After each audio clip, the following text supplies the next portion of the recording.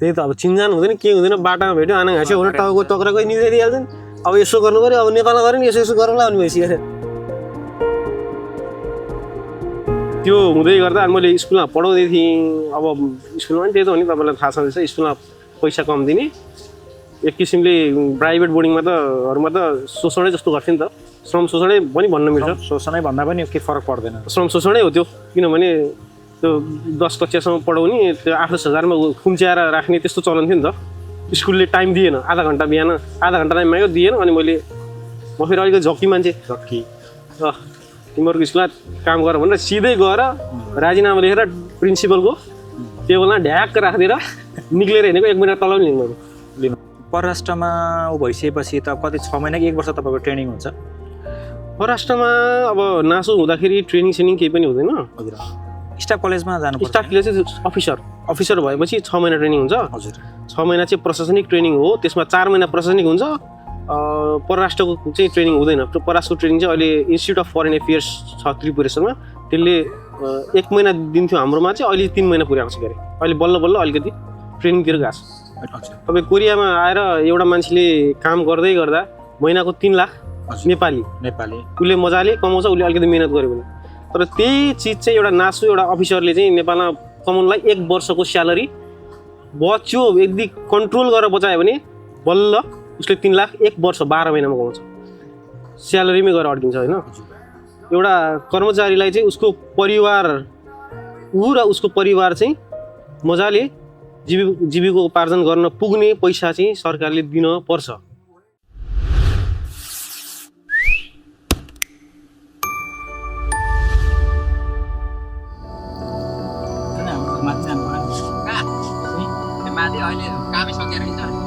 काम सके होइन कोरियाको रियल नेटवर्क चाहिँ साह्रै राम्रो लाग्छ एकदम ठिक छ हेर्नु जस्तै अब यो बाटो छ नि त्यो चाहिँ मिरियाङको यो जुन ठाउँ छ नि यो हामी छ हजुर यो चाहिँ हाम्रो नेपालभन्दा केही फरक छैन कि उपत्यकै जस्तो छ नि त सबै ठ्याक्कै मलाई नेपालको मेरो घर अगाडिको डाँडो याद आयो कि आज त तर यहीँ हेर्नुहोस् न अलिकति माथि चाहिँ जस्तो हामीसँग यस्तो यही त हो भूगोल त तर अब हामीले चाहिँ दक्षिण कोरियाबाट सिक्ने कुराहरू धेरै छन् तराईको चुरे पहाड जस्तै नै छ त्योभन्दा अग्लो छैन डाँडा छैन चुरे पहाडभन्दा अग्लो छैन चुरे पनि अग्लो छैन त्योभन्दा नेपाल र यहाँको झन्डै वेदर जब हटनेस कोल्डनेस पनि सबै मिल्छ फेरि अब अलि बढी हट हुन्छ गर्मीमा जाडोमा अलि बढी हिउँ पर्ने भएर अलि जाडो हुन्छ नत्र अरू त सबै उस्तै हो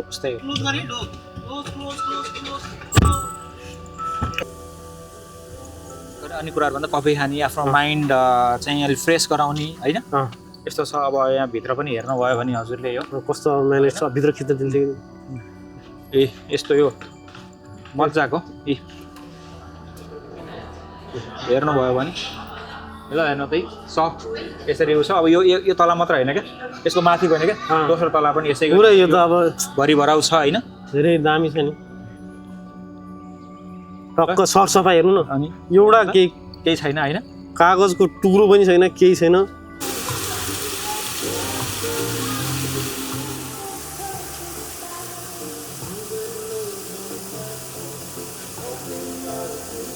सर हजुरलाई कस्तो लाग्यो त यहाँको यो इन्भाइरोमेन्ट यो मिरियाङको यो चाहिँ साह्रै सुन्दर लाग्यो मलाई त टक्क चाहिँ नि क्याफे ठाउँमा क्याफे छन् क्याफे पनि यस्तो वेल म्यानेज चट्ट होलीले मनाएको छ यता आएर छेउमा बसेका छन् परिवार बसेका छन् खाएका छन् होइन अनि त्यो लाइफ स्टाइलै अर्कै छ कि यो नेपालमा यस्तो कहिले होला भन्ने जस्तो मात्र हुन्छ कि मलाई हेर्नु अब यहाँनिर चाहिँ हजुरको खेत छ होइन धान रोप ठिक्क बनाएको अहिले पर उता कम्पनी छ अनि त्यही त त्यहाँनिर फेरि त्यो कम्पनीको मान्छेहरू बस्नलाई कति राम्रो बनाइदिएको छ त्यही त नि वान रुमहरू होइन अनि अब हाम्रो त यो त तपाईँको पाखामा छ हामी त तपाईँको यहाँको सबैभन्दा अग्लो जुन यिनीहरूले सान भन्छन् पहाड त्यहाँ त हामी जन्मेको होला होइन 3200 3000 मिटर हाइटमा त हाम्रो घरै हुन्थ्यो होइन र हो त नि हुँदैन र हुन्छ नि त त्यही त यो अचम्म कोरिया मलाई यो यसो हेर्छु भने यो अमेरिकामा पनि त्यति धेरै सेक्युरिटीको इस्यु धेरै आइरहेको छ नि यहाँ त सेक्युरिटी भन्ने त कम्प्रोमाइजै छैन कि तपाईँले कहीँ के गर्नु हो भने तपाईँलाई चाहिँ प्रहरीले क्याप्चर गर्छ अब यहाँ जुन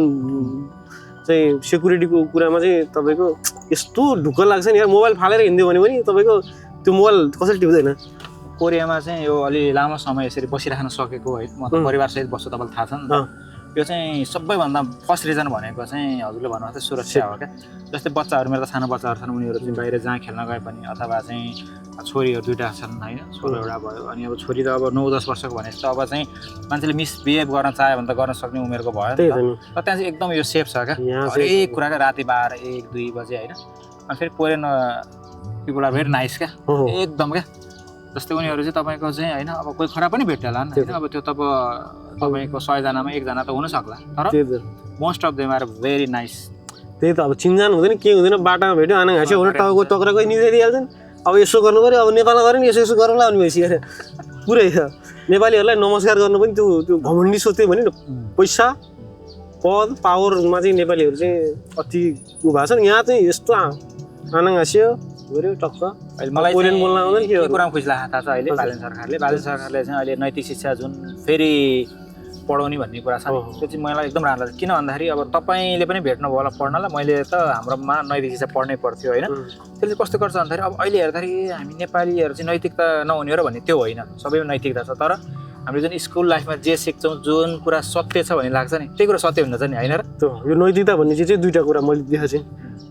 परिवार बाआमाले सिकाएको संस्कार जो छोराछोरीले लिन्छ नि त्यसलाई नैतिक शिक्षाको आवश्यकता पर्दैन। पहिलो त्यो प्लस दोस्रो विद्यालय। त्यो 2टा चिजमा चाहिँ एउटा नैतिक व्यवहार चाहिँ सिक्ने हो भने चाहिँ त्यो जिन्दगीभर त्यसले धेरै ठुलो काम गर्छ। आजकल चाहिँ तपाईँको त्यो के भन्नु मोडर्न ट्रेडिसन भन्ने के भन्ने अब बच्चाहरू बिग्रिया छन् यस्तै छ। अब नेपालबाट आएका यहाँ विद्यार्थीहरू नै पनि हेरिन्छ होइन, मान्छेको चेन्ज भयो क्या, अब लाइफस्टाइलै चेन्ज भयो कि। हामी अलिक क्विक तपाईँलाई लाग्दैन नेपालमा चाहिँ हाम्रो अलिकता यो जुन कम्युनिकेसन छ होइन फोनहरूदेखि विभिन्न कुराहरूको यो अलि चाँडो विकास भयो, तर जुन हुनुपर्ने कुरा थियो जुन एउटा चाहिँ किनभने हाम्रो नैतिक शिक्षाहरू हाम्रो त्यो प्र्याक्टिस त हाम्रो हो नि त खासमा त हाम्रो पूर्वे सभ्यता त हाम्रो हो नि त। त्यो कुराले हामीले निरन्तर गरेर लानु पर्थ्यो नि त। अनि अब बुद्ध वाज ब्रन इन नेपाल भनेर हामी अभियान चलाइरहेको छौँ, तर चाहिँ हिन्दू फ्यामिलीको चाहिँ राजकुमार चाहिँ बुद्ध भएर उसले चाहिँ संसारभरि फैलाएर अहिले कोरिया जापानदेखि लिएर जति पनि मङ्गोलियन कन्ट्रीहरू छन् त्यो कल्चर एडप्ट भइरहेछ होइन। तर हाम्रो हो नि त त्यो कल्चर त आफूभन्दा ठुलालाई सम्मान गर्नुपर्छ, बुवा आमालाई चाहिँ ईश्वर सरह मान्नुपर्छ, त्यसपछि चाहिँ सबैसँग मिलेर बस्नुपर्छ, जुन इथिकल टिचिङ छ त्यो त हाम्रो हो नि त। त्यो कुराहरू चाहिँ अलिकता ल्याकअप भएको कि अलिक भन्ने। अब जस्तै यो युरोप अमेरिकातिर चाहिँ एउटा चरणबद्ध रूपमा चाहिँ उनीहरू हुँदै परिष्कृत अब के अरे अपग्रेड हुँदै गएर आज जुन अवस्थामा छन् त्यो भइरहेछन्।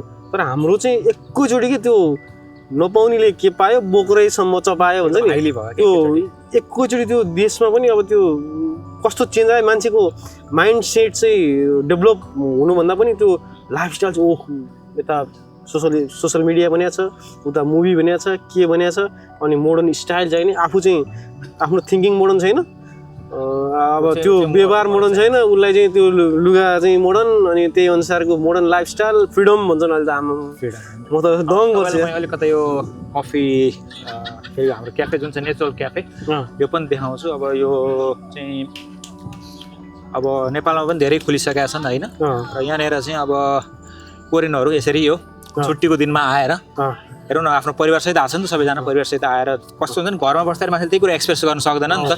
अनि सेयरिङ इज केयरिङ भन्छ नि त मान्छेले लाइफमा होइन र। त्यो भएको कारणले गर्दा यहाँ आयो परिवारसहित तपाईँ साथीभाइ आयो, त्यसपछि आफ्नो कुराहरू सेयरिङ गर्यो, अनि त्यस पछाडि आफू पनि स्ट्रेस हुन्छ नि त, प्रत्येक मान्छेले स्ट्रेस छ क्या। तर त्यो स्ट्रेस चाहिँ निकाल्नको लागि त वे त चाहियो नि त। मान्छेले आएको छ कति आइडिया जेनेरेट हुन्छ होला यहाँनिर कति हेर्नु त। त्यो त कोरियनहरूमा पनि त डिप्रेसनका त धेरै उयो छ नि, तर यस्तो ठाउँहरू हुने हो भने चाहिँ टक्क आयो चिलमा गफ गर्यो होइन, टक्क 6 दिन काम गर्यो 5 दिन काम गर्यो 2 दिन पुरै चिल हो नि त। कोरियन चिल हो नि हेर्नु त, पुरै आमा केही मतलबै छैन संसारमा, अरूको बाल छैन, रमाइलो गर्ने हुनेछ ट्याक्क हो। त्यस्तै चाहिँ राम्रो हुन चाहिँ हेर्दाखेरि त अब हामीले सबले गाडी लिएर आएछन्, यिनीहरू चाहिँ एकदमै धनी नै मान्छे सबै रहेछन् जस्तो लाग्छ। सबै श्रमिक हुन्, सबै श्रमिक हुन् होइन, श्रम गर्दा सबै श्रमिक भयो।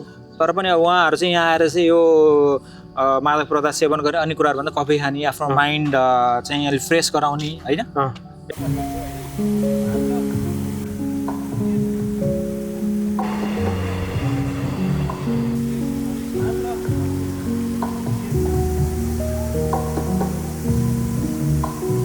नमस्कार हजुरहरू सम्पूर्णमा, म सन्तोष खड्का हानपास रेमिटेन्सको प्रायोजनमा तथा कामदार टिभीको उत्पादनमा सञ्चालित हानपास टक सो अन्तर्गत उत्प्रेरणा सिजन 2 को एपिसोड 2 मा छौँ अहिले हामी र आजका विशेष अतिथिलाई म परिचय गराउन गइरहेको छु र त्योभन्दा अगाडि म कार्यक्रमको थोरै जानकारी गराउन चाहन्छु र विशेष गरेर हामीले उत्प्रेरणा कार्यक्रम चाहिँ विशेष गरेर नेपाली समुदायमा अथवा नेपाली डायस्पोरामा आफ्नो अतुलनीय योगदान पुर्याउनु भएका र आफूलाई अब्बल साबित गर्दै नेपाली समुदायका लागि र समग्र राष्ट्रका लागि विशेष योगदान पुर्याउनु भएका व्यक्तिहरूका चाहिँ हामी कुराहरू सुन्ने उहाँहरूसँग संवाद गर्ने हाम्रो यो जमर्को रहेको छ र यसै क्रममा हामी आज नेपाली राजदूतावास दक्षिण कोरिया सौलका द्वितीय सचिव जेनिम अधिकारीज्यूलाई अतिथिको रूपमा हामीले निमन्त्रणा गरेका छौँ। जेनिम सर, हजुरलाई कार्यक्रममा स्वागत छ। नमस्कार, धन्यवाद तपाईँलाई। सन्चै हुनुहुन्छ? सबै कुरा ठिकै छ? एकदम राम्रो, मस्त व्यस्त चलिरहेको। अच्छा सर, अलिकता हामी हजुरको यो जन्मस्थानको बारेमा अनि हजुरको पढाइको बारेमा जाउँ। मैले यो किन पनि जोड्न खोजेको भनेदेखि चाहिँ हामी अक्सर एउटा विकटै त नभनौँ तर पनि अब एउटा गाउँमा हुर्केर गाउँमा जन्मेर गाउँमा पढेर अहिले चाहिँ दक्षिण कोरियासम्म तपाईँ एउटा द्वितीय सचिवको रूपमा, त्यो पनि एउटा सानै उमेरमा भनौँ न, कलिलै उमेरमा चाहिँ तपाईँ यो सेवामा हुनुहुन्छ। अलिकति हजुरको बाल्यकालमा जाउँ न, हजुर कहाँ जन्मिनु भयो, हजुरको शिक्षा दीक्षा के भयो, त्यसपछि चाहिँ परराष्ट्र सेवामा चाहिँ हजुरको यो अभिरुचि कसरी भयो, अलिकति बताइदिनुहोस् न। म चाहिँ काभ्रे जिल्लाको हाल चाहिँ धुलिखेल वडा नम्बर 12, धुलिखेल नगरपालिका वडा नम्बर 12 हो अलिक मेरो स्थायी घर। अब मेरो चाहिँ जन्म त्यहीँ काभ्रे जिल्लामै भएको हो। त्यो मेरो चाहिँ बुवा चाहिँ पहिल्यै सरकारी जागिरमा हुनुहुन्थ्यो। उहाँले चाहिँ सरकारी जागिर काम गर्दै गर्दा अब यो कसरी जोइन भयो भनेर म भन्दै जान्छु। म चाहिँ त्यहीँ मेरो घर नजिकै 10-15 मिनटको वाकिङमा चाहिँ नवबुद्ध हायर सेकेन्डरी स्कुल भन्ने छ। हाम्रो परिवारको अङ्कलका छोराछोरी र हाम्रो छोराछोरी गरेर टोटल 8 जना नै त्यही स्कुलबाट नर्सरीदेखि 10 क्लाससम्म चाहिँ त्यही स्कुलमा पढेर त्यही स्कुलबाट एसएलसी पास गरेर हामी उत्तीर्ण भएर विभिन्न क्षेत्रमा लाग्यौँ। त्यसपछि म चाहिँ घरबाट अलिकति 10 किलोमिटर जति पर बनेपा भन्ने ठाउँमा चाहिँ +2 पढेँ आजाद हायर सेकेन्डरी स्कुलमा साइन्स फ्याकल्टी लिएर। त्यसपछि चाहिँ म फेरि 1-2 वर्ष बिचमा पढाइ ग्याप भयो। त्यसपछि मैले काठमाडौँ पशुपति कलेज चाबेलमा चाहिँ बिबिएस गरेँ र बिए पनि side by side private pass गरेँ। त्यसपछि अहिले चाहिँ मास्टर्स चाहिँ मैले टियुबाट इन्टरनेसनल रिलेसन्स एन्ड डिप्लोमेसीमा चाहिँ सकाएर अहिले कोरिया छिरेको। हजुरले भनिहाल्नु +2 चाहिँ साइन्समा गर्नुभयो होइन, तर अब +2 चाहिँ साइन्समा गरेको मान्छे कि इन्जिनियर हुने कि डक्टर हुने अथवा तपाईँको चाहिँ भनौँ न एउटा स्वास्थ्य क्षेत्रमा जाने अथवा अलिकता इन्जिनियरिङ क्षेत्रमा जाने भन्ने हुन्छ। तर तपाईँले एउटा परराष्ट्र भनौँ न एउटा चाहिँ नितान्त फरक विधा छान्नुभयो, किन यो चाहिँ? अब यस्तो छ यो बच्चामा तपाईँलाई थाहा छ होला, तपाईँलाई पनि पढ्दाखेरि टिचरहरूले भोलि भविष्यमा के बन्छौ त भन्दाखेरि हामी डक्टर, इन्जिनियर, पाइलट भन्थ्यौँ, तर हामीलाई त्यो के हो थाहा हुँदैन होइन। अब त्यो हुँदै गर्दा अब +2 साइन्स पनि किन पढ्यो भन्दाखेरि अब हाम्रो समाजमा चाहिँ यो चाहिँ राम्रो पढ्ने विद्यार्थी हो, यो चाहिँ टपर हो अथवा यो धेरै मार्क्स ल्याएको छ, यो चाहिँ साइन्स पढ्नुपर्छ भन्ने एउटा मान्यता थियो नि त। अब साइन्स पढौँ न अब के हुन्छ भन्ने त्यो थियो र गएर साइन्स जोइन गर्यो। अब फेरि स्कलरसिपमा पढिसकेपछि अब साइन्स पढ्यो। त्यसपछि के भने डक्टर इन्जिनियर बन्नलाई एउटा मिडल क्लास फेमिलीलाई गाह्रै हुन्छ, कि स्कलरसिपमा निकाल्नु पऱ्यो। त्यो अवस्था थिएन। अनि त्यसपछि मैले चाहिँ खासमा चाहिँ मेरो घर नजिकैको एकजना दाइ चाहिँ साइन्स पढेर एग्रिकल्चर पढेर रामपुरमा उहाँ चाहिँ अमेरिकामा सेटल हुनुभएको थियो। मलाई खासमा विदेश जान चाहिँ मन थिएन, तर एग्रिकल्चर पढेर अमेरिकातिर गएर एउटा केही प्रोफेसनलिजम चाहिँ त्यहाँ पढेर अलि राम्रो भएर देशमा केही गरौँ, म विदेश चाहिँ जान्न भन्ने खालको सोच हुँदै एग्रिकल्चर पनि मैले दिएँ। 2 चोटि दिएँ एग्रिकल्चर। तर म यसलाई के भन्ने एउटा भाग्यवश भनौँ कि दुर्भाग्यवश भनौँ, त्यहाँ नाम निक्लिए म आज कहाँ हुनु थाहा थिएन। त्यहाँ चाहिँ म स्कलरसिप चाहिँ 98 जना कतिजनालाई दिन्थ्यो, म एकचोटि 99 नम्बर परेँ। अर्कोचोटि पनि त्यस्तै 1-2 नपुगेर म 2 वर्ष मेरो लस भयो। त्यसपछि चाहिँ म अनि भएन भनेर बिबिएसतिर लागेँ। त्यसरी मेरो चेन्ज भयो। अब परराष्ट्रमा कसरी जोडिनु भयो भनेर सोध्नु भयो। हजुर, परराष्ट्रसँग कसरी भयो रुचि? यो कस्तो भयो भन्दाखेरि म जुन +2 सकाएपछि 2 वर्ष अलिकति अल्लारे भएर बसेको थिएँ। हजुर, यो हुँदै गर्दा चाहिँ म सुरुमा 72 सालमा भूकम्प गयो नि होइन। हजुर, भूकम्प गएपछि म अब भएन भनेर म एउटा पसलमा एउटा प्राइभेट मान्छेको पसलमा काम गर्न गएँ। त्यहाँ 2-3 महिना गरेपछि त्यहाँबाट नि छोडेँ। त्यसपछि फेरि गाउँ गएँ। गाउँमा यस्तै त हो नि, अब के गर्छन् थाहा छ तपाईँलाई, क्यारिम खेल्ने, टक्क क्यारिम खेल्ने, यता गर्ने उता गर्ने, मेलासेला जाने, खेतसेत जोत्ने, यताउति गर्ने, सबै कुरा गरेँ। फेरि चलिरहेको थिएँ, चल्छ यस्तै गरी भन्दा भन्दै अब फेरि अनि अर्को एउटा लुगा पसलमा एउटा काम आयो र त्यहाँ गएर काम गरेँ। त्यहाँ गर्दा त्यहाँ पनि 3-4 महिनापछि त्यो अलिकति हेपेको पेलेको चाहिँ मलाई मन पर्दैन। त्यो भएपछि त्यहाँबाट म निक्लेर हिँड्ने। त्यसपछि फेरि घरमा ब्याक टु माई नर्मल क्यारम त्यतातिर गइयो। त्यसपछि अनि त्यहाँ लुगा पसलमा काम गर्दै गर्दा चाहिँ म यता BBS जोइन चाहिँ गरिसकेको थिएँ होइन। त्यहाँ पशुपति त्यहाँ एउटा मेरो साथीले चाहिँ मलाई एकदम राम्रो मान्थ्यो होइन। अनि उसले चाहिँ म ब्याक टु गाउँ गएको भएर उसलाई चाहिँ दुःख लागेछ। उसले चाहिँ एउटा स्कुलमा जागिर खोज्यो, उसकै ससुरा बुवा पर्नेको उमा जागिर खोज्यो। म आउँदिनँ, काठमाडौँ छिर्दैन भन्दै उसले मलाई प्रेसर गर्यो। म गएर पढाएँ। एक दिन चाहिँ दिएँ, चाहिँ एक दिन गएर क्लास त लिनु पऱ्यो सुरुमा। अब एक दिन क्लास लिने थियो, बच्चाले मन पराए। त्यसपछि त्यतिकै जोइन भयो। त्यहाँ चाहिँ 1 वर्ष 10 महिना जस्तो पढाएँ। अनि अब मेरो परराष्ट्र अब यताबाट जोडिन्छ। हजुर, कसरी जोडिन्छ भन्दाखेरि अब मेरो जेठो दाइ चाहिँ 73 सालमा खरदार नाम निकाल्नुभयो। अब मेरो बुवा पनि सरकारी जागिरी, तर बुवाले बच्चैदेखि सरकारी जागिर चाहिँ नखा बाबु, सरकारी जागिर ठिक छैन, हामी जस्तो इमान्दार मान्छेलाई सरकारी जागिर ठिक छैन, किनभने भ्रष्टाचार नगरे पनि फसाइदिन्छन्, झन् भ्रष्टाचार गऱ्यो भने झन् फसिन्छ। त्यही भएर नगर, अरू केही गर्नुपर्छ भन्नुहुन्थ्यो। तर त्यो अरू गर्नका लागि पनि पुँजी चाहिँदो रहेछ। त्यो हामीसँग थिएन।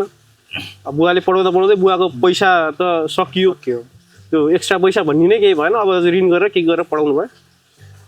त्यो हुँदै गर्दा मैले स्कुलमा पढाउँदै थिएँ। अब स्कुलमा पनि त्यही त हो नि, तपाईँलाई थाहा छँदैछ, स्कुलमा पैसा कम दिने, एक किसिमले प्राइभेट बोर्डिङमा त शोषणै जस्तो गर्थ्यो नि त। श्रम शोषणै पनि भन्न मिल्छ। शोषणै भन्दा पनि केही फरक पर्दैन, श्रम शोषणै हो त्यो। किनभने त्यो 10 कक्षासम्म पढाउने, त्यो 8-10 हजारमा खुम्च्याएर राख्ने त्यस्तो चलन थियो नि त। त्यो हुँदै गर्दा मलाई अब के गरौँ भएर अब लोकसेवाको क्लास लिनु पऱ्यो भन्ने त्यो कताबाट म पत्र-पत्रिका खुब पढ्थेँ कि। पत्र-पत्रिका धेरै पढ्थेँ। मेरो बुवाले चाहिँ 50 सालदेखिको पत्रिका हाम्रो घरमा झन्डै एउटा कोठाभरि फाल्न नदिने हाम्रो बा। किनभने त्यो पढिसकेको पत्रिका अलि 20 वर्ष पुरानो पत्रिका पनि फाल्न नदिने। त्यो हुँदाखेरि यसो पढिन्थ्यो, यताउति गरिन्थ्यो। अब अलिकति नलेज, एक्स्ट्रा नलेज चाहिँ त्यताबाट जोइन हुँदै गयो। अनि जुन मैले चाहिँ अब भएन, अब कतै जान सकिँदैन, यही सरकारी जागिर भयो नि ट्राई चाहिँ गर्नु पऱ्यो भनेर लोकसेवा क्लास जोइन गर्न खोज्दाखेरि मलाई स्कुलले टाइम दिएन। आधा घन्टा बिहान, आधा घन्टा टाइम माग्यो, दिएन। अनि म फेरि अलिकति झक्की मान्छे, तिमीहरूको स्कुलमा काम गर भनेर सिधै गएर राजीनामा लेखेर प्रिन्सिपलको टेबलमा ढ्याक्क राखिदिएर निक्लेर हिँडेको। 1 महिना तल पनि लिनु भएन है। निक्लेँ, गएँ, कोठामा बसिन्थ्यो। अलिक महँगै कोठा थियो, एक्लै बस्थेँ। अब होम ट्युसन जोइन गरेर यो सर्भाइभ चाहिँ गर्नु पऱ्यो। सर्भाइभ गरियो, बिहान यसो पत्र-पत्रिका पढ्ने, यताउति गर्ने अब भनेर। अनि यताउता गर्दै लोकसेवा इक्जाम आयो, दिएँ इक्जाम।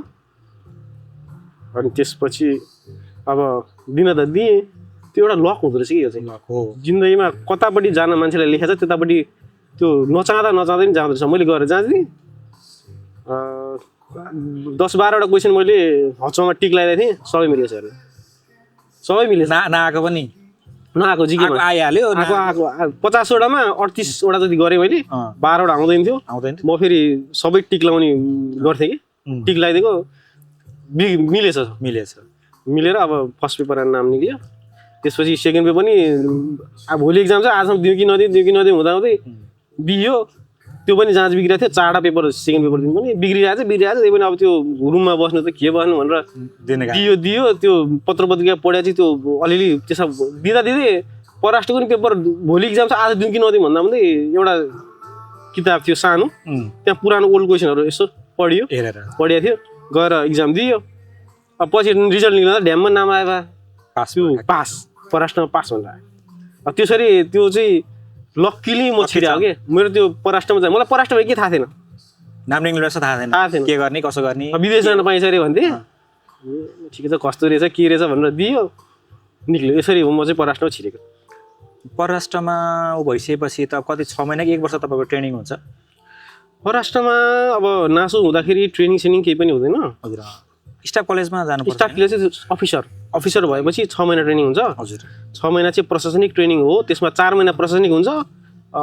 परराष्ट्रको चाहिँ ट्रेनिङ हुँदैन। परराष्ट्रको ट्रेनिङ चाहिँ अहिले इन्स्टिट्युट अफ फरेन एफेयर्स छ त्रिपुरेश्वरमा, त्यसले 1 महिना दिन्थ्यो हाम्रोमा, चाहिँ अहिले 3 महिना पुर्याएको छ। अरे अहिले बल्ल बल्ल अलिकति ट्रेनिङतिर गएको छ। अनि सुरुमा तपाईँले निकाल्दा नासो निकाले पछि अधिकृत हुनुभयो के हो?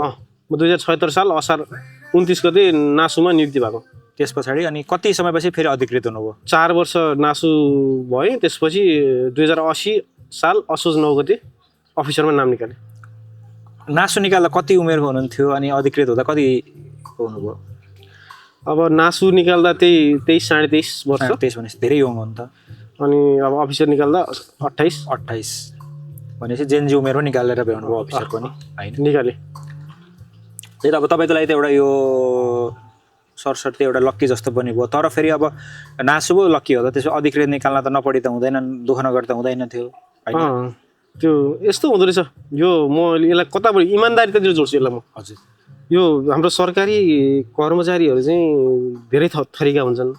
कोही चाहिँ काम नगर्ने पढिरहने, त्यो काम नगर्ने पढिरहने। अब म चाहिँ काम गर्ने क्याटेगोरीतिर पर्थेँ।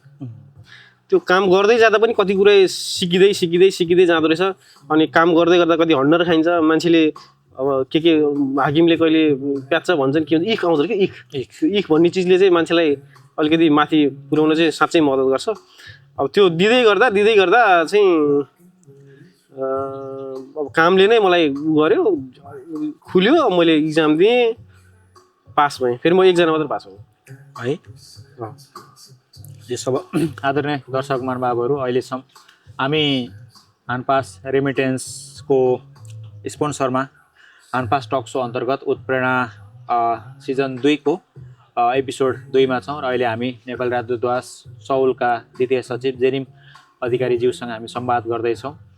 र विशेष गरेर चाहिँ उहाँको बाल्यकाल, त्यसै गरिकन चाहिँ उहाँको परराष्ट्र सेवामा प्रवेश लगायतका कुराहरूमा हामी संवाद गरिरहेका छौँ। र मलाई लाग्छ यो संवाद हजुरहरूको लागि पनि एकदमै प्रेरणादायी हुनसक्छ। उहाँले जसरी एउटा सहज रूपमा चाहिँ म लक्की चाम रहेछु नाम निक्ल्यो त भन्नुभयो, तर अब त्यसका पछाडि पनि मेहनत त थियो, दुःख त गर्नुभएको थियो। दुःखै नगरिकन त्यो त अब लक्की चाम भने मैले गरेँ त्यतिकै दिएर हुने भएन, रुवाल दिएर नि हुँदैन होइन? त्यो भएको कारणले गर्दाखेरि अब तपाईँको जुन एउटा समर्पण छ त्यसको लागि पनि हामी एकदम साधुवाद भन्न चाहन्छौँ होइन? एउटा आम युवाहरूको लागि एउटा चाहिँ उत्प्रेरणा हुनसक्छ।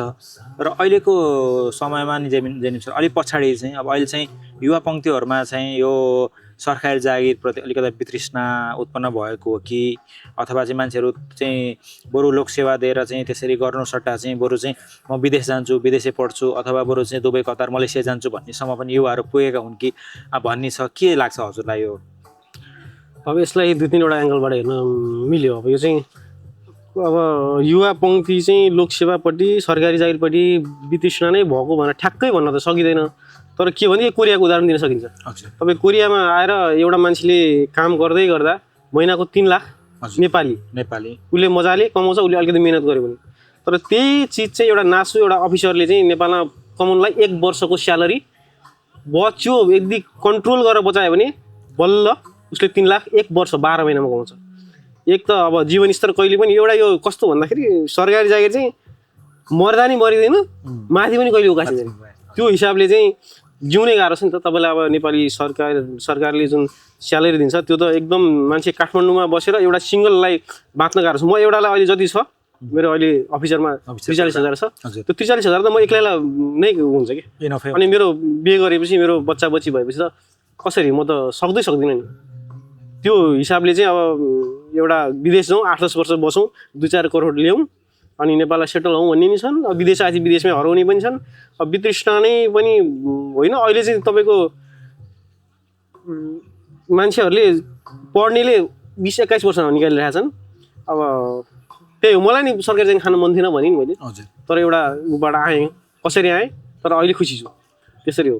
अब यो जुन स्थिति छ नि, यो जुन अब मान्छेलाई अब किन मान्छेले काम गरिसकेपछि मान्छेलाई पर्याप्त पैसा त चाहियो नि त। मान्छेलाई एउटा आफ्ना आवश्यकताहरू पूर्ति हुने किसिमको एउटा मान्छेलाई अब उसका एकदमै हाई लेभलका पुरा नहोला तर अब मान्छेको एउटा बेसिक निड्स भन्छ नि त्यो बेसिक निड्स पुरा त हुन पर्यो नि त। यसमा चाहिँ नेपाल सरकारले के गरिदियो भनेदेखि चाहिँ वास्तवमा चाहिँ मान्छे चाहिँ एउटा सरकारी जागिरप्रति चाहिँ मान्छे चाहिँ एउटा लोयल हुन सक्ला अथवा चाहिँ एउटा राष्ट्र विकासको लागि राष्ट्र सेवाको लागि एउटा किन देशको सेवा गर्ने भने त साधारण कुरा होइन नि त। त्यसलाई चाहिँ कसरी मोटिभेट गर्न सक्ला कस्तो खालको पोलिसी हुनुपर्छ जस्तो लाग्छ तपाईँलाई चाहिँ? यसको चाहिँ सबभन्दा मेन कुरा चाहिँ स्यालेरीमै गएर अड्किन्छ होइन। एउटा कर्मचारीलाई चाहिँ उसको परिवार ऊ र उसको परिवार चाहिँ मजाले जीविकोपार्जन गर्न पुग्ने पैसा चाहिँ सरकारले दिन पर्छ। त्यसमाथि थोरै थोरै सेभिङ हुन पुग्ने गरी ताकि ऊ चाहिँ सरकारी जागिर खाँदै गर्दा परिवारको कोही सदस्य बिरामी हुँदाखेरि चाहिँ कोहीसँग चाहिँ माग्न पर्ने अवस्था कोहीसँग चाहिँ हात जोड्न पर्ने अवस्था आउन चाहिँ भएन किनभने उसले मेहनत धेरै गरेको हुन्छ। 8-10 वर्ष नै मान्छेले लोकसेवा पढेर चाहिँ नि नाम बल्ल बल्ल निकालेका छन् कतिले बिचरा निकाल्न नसकेर भएका छन्। अब सबैले 1-2 वर्षमा फ्याट्टै निकाल्ने भन्ने हुँदैन यसमा लक पनि हुन्छ भने नि मैले। त्यो हुँदाखेरि चाहिँ स्यालेरी राम्रो हुनु पऱ्यो। अर्को चाहिँ कार्य सम्पादन मूल्याङ्कन भन्ने चिज चाहिँ राम्रो गर्नु पऱ्यो। जसले काम गर्छ त्यसलाई प्रोत्साहन गर्नु पऱ्यो इमान्दारीलाई प्रोत्साहन गर्नु पऱ्यो। अब कर्मचारी तन्त्रमा अलिकति बढी नै तपाईँलाई थाहा छ अब ट्रेड युनियन यताउति अनि जो काम गर्दैन ऊ चाहिँ प्यारो भइरहेछ उसले चाहिँ इमान्दार कर्मचारीलाई फसाइदिन्छ त्यो अवस्था छ। त्यो यो सबै समग्रमा चाहिँ चेन्ज हुनुपर्छ। मान्छे चाहिँ एउटा सरकारी जागिरमा अथवा सरकारी जागिर मात्र नभनौँ जुन अर्गनाइजेसनमा काम गरे पनि मान्छेको एउटा बेसिक निड पुरा हुने त्यसपछि मान्छे चाहिँ अब दुःख बिराम पर्दाखेरि अथवा आफ्नो आवश्यकता पूर्ति गर्नको लागि मानव साथीभाइहरूसँग सपोर्ट लियो भने पनि भोलि त्यो पैसा तिर्नको लागि चाहिँ एउटा त हुन त पऱ्यो नि त लिसकेपछि तिर्न त पऱ्यो। र अब अहिले हजुर दक्षिण कोरिया बस्न थाल्नु भने कति 18 महिना भयो 18 महिना भयो बसाइ कस्तो भइरहेछ के महसुस गर्नुभएको छ नेपाली समुदाय यहाँको तपाईँको वातावरण अथवा यहाँको चाहिँ जुन एउटा तपाईँहरूको लागि चाहिँ यो परराष्ट्रमा सेवा गर्ने व्यक्तिहरूको एउटा विदेश बसाइ भनेको चाहिँ समग्र एउटा राष्ट्रकै लागि चाहिँ एउटा कमाइ हो अथवा चाहिँ तपाईँहरू चाहिँ एउटा ट्रेजर हो भन्छु क्या म चाहिँ। किन तपाईँहरू यहाँ आउनुहुन्छ त्यसपछि तपाईँहरूले विभिन्न कुराहरू देख्नुहुन्छ तपाईँहरूले यहाँ अध्ययन पनि गरिराख्नु भएको हुन्छ तपाईँहरूको आफ्नो व्यस्त कार्यतालिका त छँदैछ अफिस काम गर्ने भयो त्यसपछि आफ्नो व्यक्तिगत फ्री टाइममा पनि तपाईँहरू चाहिँ विभिन्न सङ्घ संस्थाहरू कार्यक्रम हिँडिराख्नु भएको हुन्छ। त्यसको अलावा पनि तपाईँहरू चाहिँ अब तपाईँहरूले रिसर्च पनि गर्नुपर्ने हुन्छ विभिन्न कुराहरू स्टडी पनि गर्नुपर्ने हुन्छ त्यसलाई कसरी गरिराख्नु भएको छ तपाईँलाई कस्तो लागिरहेको छ अलिकति बताइदिनुहोस् न दक्षिण कोरिया चाहिँ? त्यही त म 80 भर्खर आएको जस्तो लाग्छ हेर्दा हेर्दै 18 महिना बितिगयो अब चाहिँ 30 महिना बाँकी छ यहाँ मेरो। अब यहाँ बस्दै गर्दाखेरि यो चाहिँ मेरो फर्स्ट पोस्टिङ यो विदेशमा आएर चाहिँ एउटा जिम्मेवारी सम्हाल्दा चाहिँ यो एउटा च्यालेन्ज पनि हो एउटा अपर्च्युनिटी पनि हो।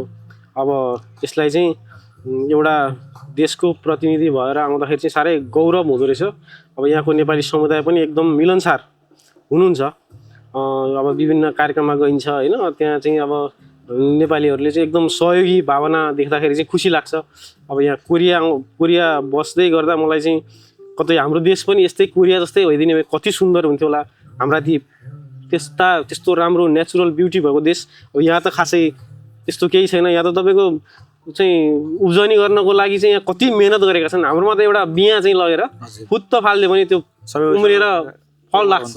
तर यहाँ यति मेहनत गरेर यति गरेर यो देशलाई यस्तो समृद्ध बनाएको छ यो देख्दा चाहिँ यो कोरिया जस्तै कुन दिन हुन्छ होला मेरो देश।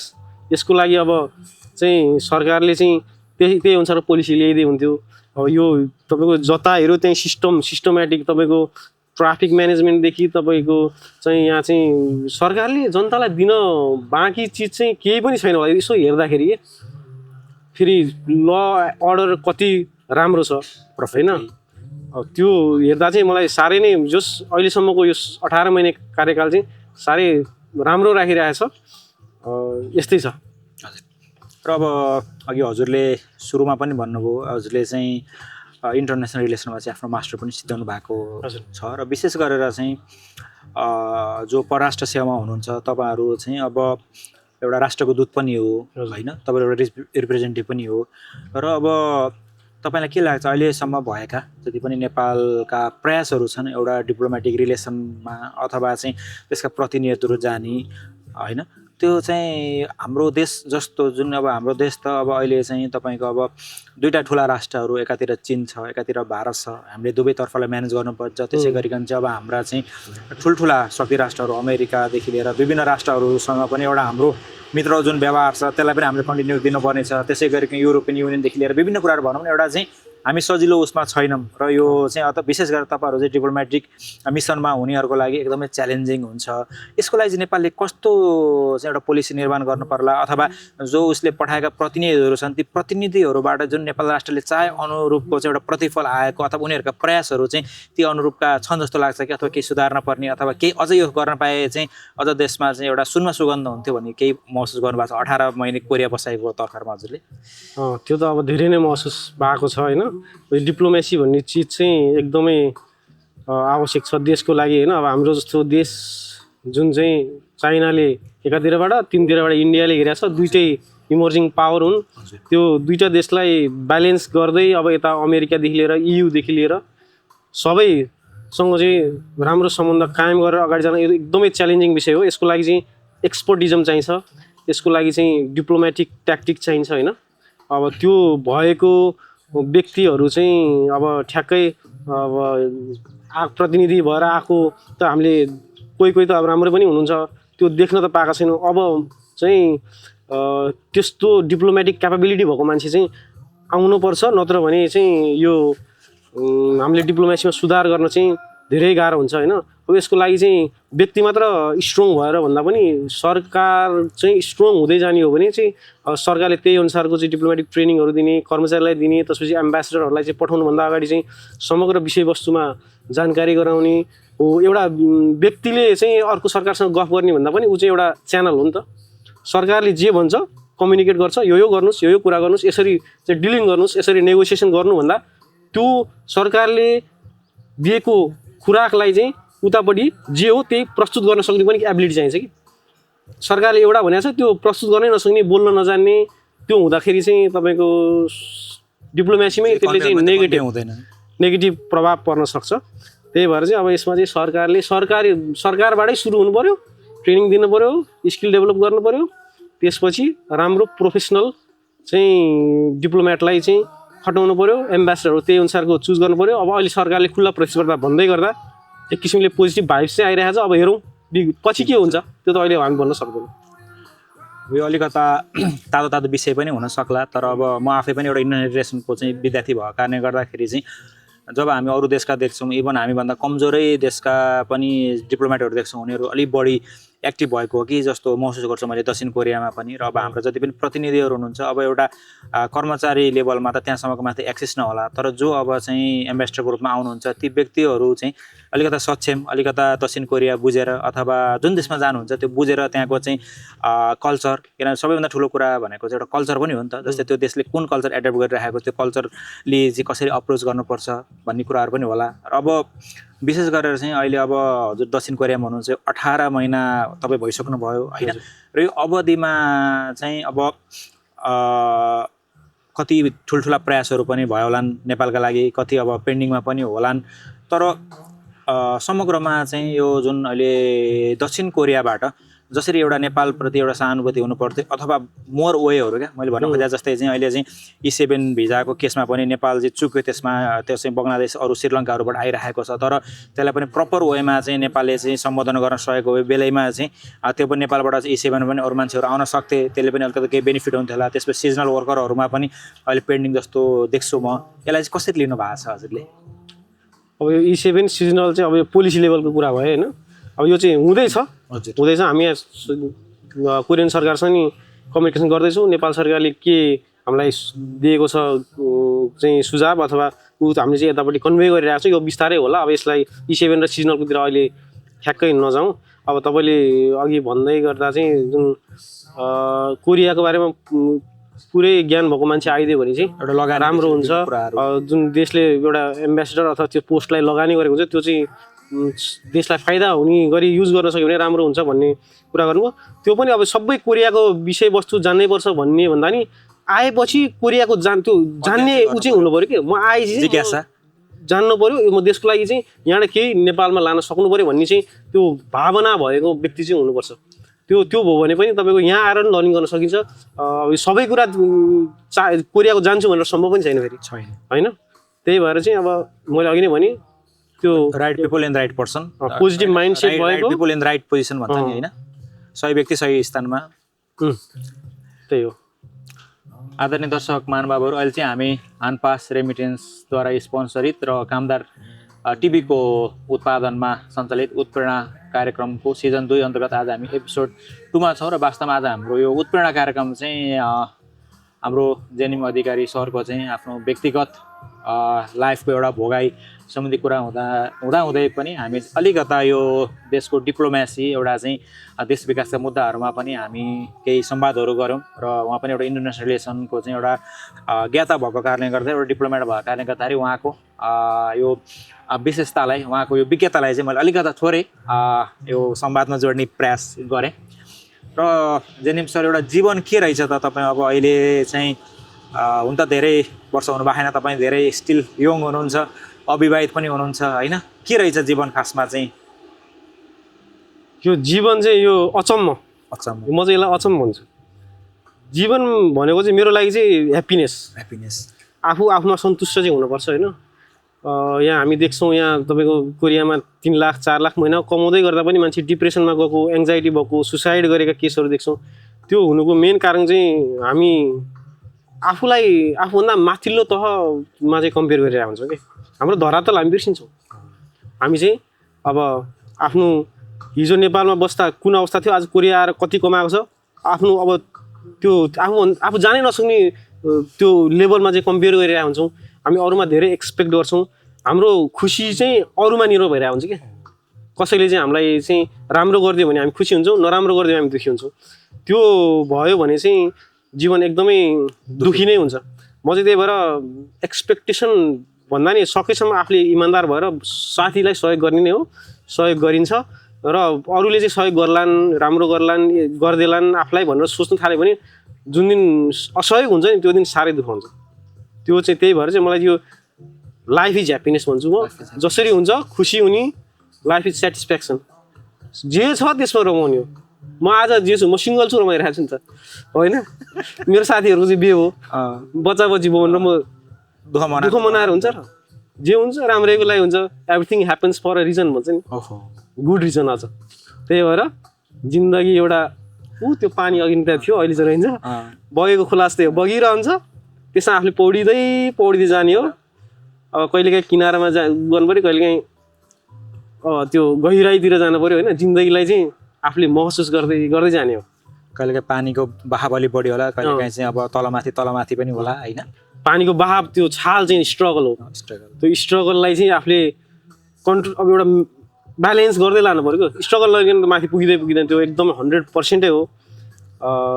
जसले चाहिँ अब देखिन्छ नि त, अब बाउबाजेको टन्नै सम्पत्ति भएकाहरू चाहिँ बिग्रेका चाहिँ अब आफ्नो जीवनको पाथ नै बिर्सेका, ढलमल भएर बिग्रेकाहरू पनि छन् नि त। त्यही भएर मलाई चाहिँ स्ट्रगल गर्न पनि साह्रै मजा लाग्छ। मलाई रिस्क उठाउन पनि धेरै हुन्छ। म फेरि मिस्टेक गर्न पनि यस्तो आनन्द लाग्छ। मिस्टेक गर्छु म, तर जानेर होइन कि गरिन्छ, मिस्टेक भयो हुन्छ, सिकिन्छ नि त। मिस्टेकबाट सिक्ने, त्यसलाई लर्निङ फ्रम मिस्टेक, रिपेन्डेन्स गरेर त्यसबाट केही सिक्ने हो। त्यही भएर म चाहिँ रिस्क पनि लिन्छु, रिस्कबाट रिटर्न पनि आउँछ। त्यस्तो छ भनेपछि जिन्दगी भनेको चाहिँ एउटा जोय होइन, आनन्द हो। तपाईँले आफ्नो नामको पछाडि पनि उपहार भनेर राख्नु भएको छ होइन। मेरो त्यो उपहार चाहिँ मेरो जेनिमको अर्थ हो कि। जेनिम अब यो कहाँबाट आयो नाम पनि अब अलिकति यो पनि अलिक बताइदिनुहोस्, यो इन्ट्रेस्टिङ हुन्छ हाम्रो दर्शक महानुभावहरूलाई। यो त्यो त के हो खासमा? यो यस्तो हो, यो हाम्रो 8 कक्षामा चाहिँ एउटा नाम चेन्ज गर्न पाइने भन्ने थियो नि, तपाईँलाई थाहा छ? डिएलई भन्दा अगाडि अब त्यो डिएलईको इक्जामको फर्म भर्दा चाहिँ जे नाम राख्यो त्यही नाम हुन्थ्यो। अब क्लासमा सर आउनु भयो, ल है तिमीहरूलाई आफ्नो नाम कसलाई मन परेको छैन त्यो चाहिँ भोलिसम्म चेन्ज गर्न पाउँछौ भन्ने कुरा निक्ल्यो। त्यसै मेरो नाम त फेरि राम्रै थियो फेरि, सुशान्त मेरो बुवाले राखिदिया। बुवा एकदम पहिला हिन्दी फिल्मको फ्यान, बुवाले नहेरेको फिल्म छैन है। त्यो बेला सुशान्त भन्ने एउटा हिरो रहेछ, बुवालाई मनपर्ने को थाहा छैन। इन्डियन सुशान्त नामबाट मेरो नाम सुशान्त राखिदिनु भएको रहेछ, बुवाले राखिदिनु भएको। अब त्यो नि त, अब त्यो कौतुहलता हुन्छ नि त पुरै। अब 8 कक्षामा त सुशान्त म अर्को राख्छु भन्ने भएर घरमा आएर चाहिँ अब मेरो अङ्कलको एकजना जेठो दाई त्यही स्कुलबाट मैले पनि त्यही स्कुलबाट चाहिँ डिस्टिङसन पास भएर टप फर्स्ट डिस्टिङसन हो कि त्यो दाई चाहिँ अनि त्यही दाईको रुममा यसो पढ्न गइन्थ्यो अनि के अरे ल मेरो त भोलि नाम चेन्ज गर्नु भएछ म त नाम चेन्ज गर्नु पऱ्यो मलाई नाम खोजिदिनु पऱ्यो दाई भने त्यो बेला एउटा अजन्ता इन्डियन डिक्सनरी भन्ने थियो ए अजन्ता हो थाहा छ नि तपाईँलाई होइन त्यो टेबलमा थियो ल पख म खोज्छु डिक्सनरी भनेर पल्टाए यस्तो मोबाइल थिएन घुम पछाडि घुम्दा अनि यो राखी XENIUM जेनियम नाम चाहिँ जेनियम अनि यसो हेऱ्यो अब त्यो के ल दाइले भनिहाल्यो ल यो चाहिँ यही राखिदिन्छु भनेर लिएर गयो अनि अब त्यही त भने अब गयो स्कुल गयो अनि XENIUM थियो जेनियम अनि यसो चाहिँ जेनियम त पुरै विदेशी नाम जस्तो भयो यु चाहिँ काटिदिन्छ भनेर आफ्नै दिमागमा यु काट्ने आयो क्या अनि XENIUM जेनियम अधिकारी भनेर बुझाएँ सरलाई गाली खाइन्छ कि मर्ने गरी भन्ने भएको थियो सरले नि के गर्नुहुन्न त्यो गयो अब डिएलईको उहरू गयो अनि जाँच दिने बेला जुन ऊ आयो नि के अरे प्रवेश पत्र त्यसमा जेनिम अधिकारी भनेर आयो त्यस बेला जेनिम भयो त्यतिकै जेनिम हुँदा हुँदै एसएलसी जेनिम ऊ हुँदै मलाई गाउँमा जेनिम भनेर चिन्नलाई 10 वर्ष लगायो साथीहरूले सुशान्त सबै सुशान्त भने सुशान्त अब काठमाडौँतिर चाहिँ सबैले जेनिम भन्ने सुशान्त फेरि त्यो जेनिमको मिनिङ चाहिँ उपहार चाहिँ कस्तो भने त्यो 15औं शताब्दीमा चाहिँ एम्बेसडरहरूलाई दिने गिफ्ट रहेछ कि त्यो चाहिँ एम्बेसडरै के यो देशकै एम्बेसडरहरूलाई चाहिँ दिने एउटा गिफ्ट त्यो अब ठ्याक्कै मैले ठ्याक्कै भन्न सकिनँ उपहार रहेछ अब त्यताबाट पनि मेरो परराष्ट्र जोड्यो कि फेरि परराष्ट्र ठ्याक्क के थाहा त अब कस्तो यो जीवनले त्यो एउटा स्पिरिचुअल पाथमा चाहिँ त्यो कसरी जोडिया छ यो चाहिँ मलाई नि अचम्म लाग्छ आफैले अब अहिले जताततै जेनिम भइहाल्यो यस्तै छ एकदम हो छ र जेनिम सर अब तपाईँ अहिलेसम्म अविवाहित हुनुहुन्छ सिङ्गल पनि हुनुहुन्छ होइन र अब तपाईँलाई मन पराउने अथवा यो मान्छेलाई चाहिँ कस्तो चाहिँ केटी मनपर्छ त अब चाहिँ जीवनसाथी कस्तो खोजिरहेको छ भन्ने पनि एउटा मान्छेलाई कौतूहलता हुनसक्छ थोरै बताइदिनु भने बताइदिनुहोस् न एउटा चाहिँ क्यामेराको अगाडि जसले गर्दाखेरि धेरै दर्शक महानुभावहरूको एउटा कौतूहलता पनि मेटियोस् अब तपाईँ मेरो व्यक्तिगत जीवनतिर जानु फेरि होइन एउटा हुन्छ नि इन्ट्रेस्ट भन्ने कुरा होइन मेरो बिहाको इन्ट्रेस्ट त मलाई भन्दा बढी अरूलाई छ हजुर होइन अब घर परिवार नि गरिहाले हुन्थ्यो त्यो त हुने नै गरोस् भन्ने हुन्थ्यो अब यस्तो भयो कि यो उयोलाई लभ गरेन हजुर लभ सबको चक्करतिर लागिएन दिललाई चाहिँ कतै टुट्न दिइएन अहिलेसम्म पनि टुट्न पाएको छैन अब त्यो हुँदाखेरि चाहिँ ठ्याक्कै अब लभ सब नपरेपछि बिहा सिया गरेर होइन अब कस्तो भन्दा नि अब इमान्दार मलाई बुझ्ने मैले पनि बुझ्ने जीवनमा केही गरौँ भनेर सोच भएको स्ट्रङ माइन्डसेट भएको पोजिटिभ एटिट्युड भएको होइन पोजिटिभ भाइब होला भनौँ न मसँग भाइ मिल्नु पऱ्यो कि म देख्नु म त नाचिदिन्छु कता के गर्छु होइन म त रमाइलो छु होइन रमाइलै छु जस्तो लाग्छ अब तपाईँलाई कस्तो लाग्छ रमाइलो लाग्छ हामीलाई रमाइलै छ होइन त्यस्तै अब जोस् मेरो भाइमा ऊ चलोस् उसको भाइमा म चलौँ जीवन चाहिँ सुन्दर रूपमा चलाउन सक्ने खाले चाहिँ मान्छेको खोजीमा नै लागेको छु अब हेरौँ अब पक्कै पनि भगवान्ले जोडी पठाइदिया हुन्छन् भन्छन् अब कोही न कोही त पक्कै भेट्यो ल छिटै भेटौँछु छिटै होइन मलाई लाग्छ अब तपाईँ समस्या धेरैजनाका दरखास्तहरू पनि आइरह होला नि तपाईँ त्यसलाई रिभ्यू गर्दै हुनुहुन्छ कि जस्तो पनि मलाई लाग्छ र हाम्रो कामदार टिमको शुभकामना पनि हजुरलाई अग्रिम शुभकामना छ धन्यवाद अब फेरि यो जीवन भनेको यो जोडी भनेको चाहिँ अब प्लस माइनस हो होइन ठ्याक्कै अपोजिट भेटिन्छ तर अब त्यो अपोजिट प्लस माइनसलाई पनि जस्तै प्लस माइनस भएन भने त जिन्दगी चल्दैन नि त तपाईँको चाहिँ हरेक कुरामा चाहिँ पोजिटिभ नेगेटिभ हुन्छ होइन अब त्यसमा पनि अब कम्प्रोमाइज भनौँ न कम्प्रोमाइज अब अन्डरस्ट्यान्डिङ कम्प्रोमाइज भन्दा एउटा अन्डरस्ट्यान्डिङ लेभल चाहिँ अब दुईजनाको हुन नै पर्छ र अब मलाई आशा छ तपाईँ अब अरूको अन्डरस्ट्यान्डिङ तपाईँले पक्कै गर्नुहुन्छ किन भन्दाखेरि अब धेरै लामो समयदेखि यो सरकारी सेवा हुनुहुन्छ र यो सरकारी सेवामा आउने काम गर्ने भनेको त पब्लिक फिल्ड हो नि त यो भनेपछि एउटा अन्डरस्ट्यान्डिङ एउटा कोअपरेसन एउटा चाहिँ समझदारी त हुनैपर्छ त्यो छ नै होइन तपाईँमा त्यो नेतृत्व हुन्छ फेरि अब सबैभन्दा एकदम हामी कोरियामा भएका नेपाली समुदायका लागि चाहिँ तपाईँ एउटा उत्प्रेरणा एउटा पनि किन हुनुहुन्छ भन्दाखेरि एउटा मान्छे चाहिँ एउटा सरकारी निकायमा आएको मान्छे एकदम रिजर्भ बस्छ क्या नखुल्ने त्यसपछि सबैसँग खुलेर नबोल्ने त्यसपछि म चाहिँ खत्रै हो भन्ने खालको भाइब दिने तर तपाईँ चाहिँ एकदम साधारण सरल त्यसपछि चाहिँ इमान्दार भएको कारणले गर्दाखेरि पनि मलाई लाग्छ तपाईँका चाहिँ अब दक्षिण कोरियामा धेरै फ्यानहरू हुनुहुन्छ, धेरै शुभचिन्तकहरू हुन्छ र अब नेपाली समुदाय र नेपाली समुदायका सङ्घ संस्थाहरू माझमा तपाईँ परिचित नहुँदा कुरै भएन। त्यहाँका अध्यक्ष पदाधिकारी मात्र होइन कि तपाईँको त्यहाँका प्रत्येक नेपालीहरूले तपाईँलाई चिन्नुहुन्छ। र अहिले चाहिँ हामी अब अन्तिममा पनि छौँ एउटा संवादको उसमा, र हामी जेनिम सरलाई शुभकामना पनि दिन्छौँ। उहाँले चाहनु भएको जस्तै जोडी चाँडै भेटियोस्। र अब मैले संवादको क्रममा हजुरलाई सोध्न बिर्सेको अथवा चाहिँ हजुरलाई मनमा लागेको कुराहरू केही राखेर चाहिँ अब हामी आज कार्यक्रमलाई बिट मार्छौँ, किनभने हाम्रो यो औपचारिक भन्दा पनि यो अनौपचारिक किसिमको एउटा उत्प्रेरणा तपाईँका चाहिँ जीवन भोगाइले गर्दाखेरि एउटा होइन दूरदराजमा भएका नेपाली दाजुभाइ दिदीबहिनीहरू अथवा चाहिँ तपाईँको चाहिँ एउटा इकोनोमिकली रूपमा मान्छे स्ट्रङ भएको तर कहिलेकाहीँ चाहिँ मान्छेको एउटा चाहिँ मेन्टल हेल्थ चाहिँ मान्छेको अनस्टेबल हुन पनि सक्छ, किनभने लाइफ हो नि त। तर तपाईँ हाम्रा चाहिँ केही भोगाइहरूले, तपाईँ हाम्रा चाहिँ अनुभवहरूले, तपाईँ हाम्रा चाहिँ केही संवादहरूले चाहिँ एउटा उत्प्रेरणा क्रिएट हुनसक्छ, पोजिटिभ भाइब क्रिएट हुनसक्छ। त्यो भएको कारणले गर्दाखेरि हजुरलाई मैले सोध्न बिर्सेको अथवा हजुरलाई मन लागेको केही कुराहरू राखिदिनुहोस्, त्यसपछि हामी आज बिदा माग्छौँ। ठिक छ, धन्यवाद। तपाईँले अब जोस् राम्रो, मलाई राम्रो, धेरै राम्रो भनिदिनु भयो, त्यसको लागि तपाईँलाई धेरै धेरै धन्यवाद छ होइन। राम्रै भन्नु पऱ्यो। यो म चाहिँ जिन्दगीमा के देख्छु भने यो पद, पैसा, पावर, सौन्दर्य भन्ने चिज सबै छेडेको। घमण्ड कहिले गर्नुहुन्न। म यहाँ आएर मैले कोहीसँग घमण्ड गरेको पनि थाहा छैन र कसैले मलाई घमण्डी भनेर भनेको पनि थाहा छैन होइन। मान्छेहरू पैसा हुँदाखेरि नि लास्टै घमण्ड गर्छन्, अलिकति राम्रो मान्छेले पनि घमण्ड गरिरहेको हुन्छन् होइन। त्यो चाहिँ हामीले कहिले पनि गर्नु हुँदैन। अनि जीवन भनेको चाहिँ जहिले पनि एउटा हार्डवर्क स्ट्रगल चाहिँ हुनैपर्छ, नत्र चाहिँ आफूले सोचेको जस्तो जिन्दगी हुँदैन। एक्सपेक्टेसन धेरै गर्नु हुँदैन, अरूसँग एक्सपेक्टेसन गऱ्यो भने पनि हामी हट हुन्छौँ। त्यो हट भएपछि आफ्नै मेन्टल हेल्थलाई असर गर्छ। अब विभिन्न चाहिँ प्रब्लमहरू आउँछ, त्यसले चाहिँ आफ्नो सबै कुरालाई चाहिँ डामाडोल नै बनाइ। जब मेन्टल हेल्थ नै बिग्रिन्छ नि तब चाहिँ साह्रै गाह्रो हुन्छ। मेरो पनि एकचोटि झन्नै त्यो 12 कक्षा पास गर्दाखेरि त्यसपछि कता जाने भनेर त सोच्नु नसकेर म पुरै डिप्रेस्ड जस्तो नै भएको थिएँ कि। तर मैले आफूलाई कन्ट्रोल गरेँ एउटा आफ्नो जीवनको कुनै बाटो ट्र्याक चेन्ज गरेर चाहिँ आज यहाँ आइपुगेको छु होइन। त्यही भएर हामीले चाहिँ हार्डवर्क, इमान्दारिता, सहयोगी भाव र अरूबाट कम एक्सपेक्टेसन गर्दै चाहिँ अगाडि बढ्ने हो भने चाहिँ हाम्रो सधैँ खुसी हुन्छ। मलाई चाहिँ खुसी हुनुभन्दा अरू केही पनि चाहिँदैन। म फेरि कस्तो भन्दाखेरि अरूलाई हट यदि मैले गरेँ भने नि मलाई आफैलाई निन्द्रा लाग्दैन कि मैले किन यस्तो गरेँ होला। बरु अरूले हट गऱ्यो भने म सही दिन्छु। कसैले नराम्रो भन्छ भने इग्नोर गर्ने त्यो मान्छेलाई। म त्यो नराम्रो मान्छे गएर बाज्ने जुन्दै गर्दिनँ, इग्नोर गर्ने हो। त्यो नराम्रो भन्ने मान्छे चाहिँ प्रब्लम हो, इग्नोर द प्रब्लम, बाइकआउट गरिदिने हो।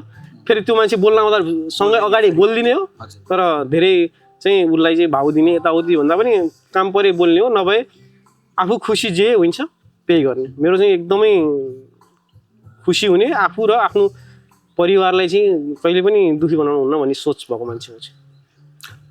एकदम धन्यवाद जेनिम सर। मलाई लाग्छ अब हामी सम्पूर्ण युवाहरूको लागि र विशेष गरेर चाहिँ जो अब अहिले आफू दूरदराजमा रहेर पनि अब आफ्ना अनेक सङ्घर्षहरूका बिच पनि आफ्नो जीवनको सुन्दर सपनालाई साकार बनाउनको निमित्त चाहिँ लागि पर्नुभएका युवा साथीहरूको लागि चाहिँ यो आजको हाम्रो संवाद पक्कै पनि एउटा प्रेरणादायी भयो होला भन्ने मैले महसुस गरेको छु। र विशेष गरेर चाहिँ हामी युवाहरूले चाहिँ अब यो स्कुल सिधिसकेपछि अब अहिले चाहिँ +2 सिधिसकेपछि अलिकता बिचमा केही चाहिँ अब आफ्नो गन्तव्य कता हो भन्ने कुरा चाहिँ डिक्लेयर गर्नको लागि अब चाहिँ अवस्था चाहिँ ठ्याक्कै यही हो भनेर पहिलाउन नसक्ने अवस्था पनि हुनसक्छ। र त्यसमा त जेनिम सरले बताइसक्नु भएको छ। अब यो चाहिँ फेरि सबैलाई हुने कुरा हो, यो नेचुरल कुरा हो। तर त्यो नेचुरल कुरालाई हामीले चाहिँ कसरी चाहिँ व्यवस्थापन गर्छौँ, कसरी म्यानेज गरेर चाहिँ हामी अगाडि बढ्छौँ भन्ने कुराहरू हो। र फेरि फेलियर भनेको चाहिँ फिनिस होइन, त्यो भनेको चाहिँ कुनै कुराहरूको लागि एउटा स्टार्टिङ पनि हो। त्यो भएको कारणले गर्दाखेरि हामी त्यसरी अगाडि बढौँ। र आज हामीलाई यसरी साथ दिनुभयो कामदार टिभीको उत्पादनमा र हानपास रेमिटेसन को स्पोन्सरमा सञ्चालित यो उत्प्रेरणा कार्यक्रम सिजन 2 को भाग 2 मा आज हामीले जुन यो संवाद गऱ्यौँ, यो संवादमा सहभागी हामीलाई साथ दिनुहुने सम्पूर्ण दर्शक महानुभावहरूलाई पनि हामी हार्दिक धन्यवाद दिँदै र यसरी आफ्नो अमूल्य समय दिनुभएकोमा नेपाल राजदूतावास सौलका द्वितीय सचिव जेनिम अधिकारीज्यूलाई पनि हामी हार्दिक धन्यवाद दिँदै आजको यो संवादबाट चाहिँ हामी बिदा हुन्छौँ र आगामी दिनमा पनि फेरि हामी अझ राम्रा संवादहरू लिएर उपस्थित हुनेछौँ। हस्त धन्यवाद। हस्, नमस्कार।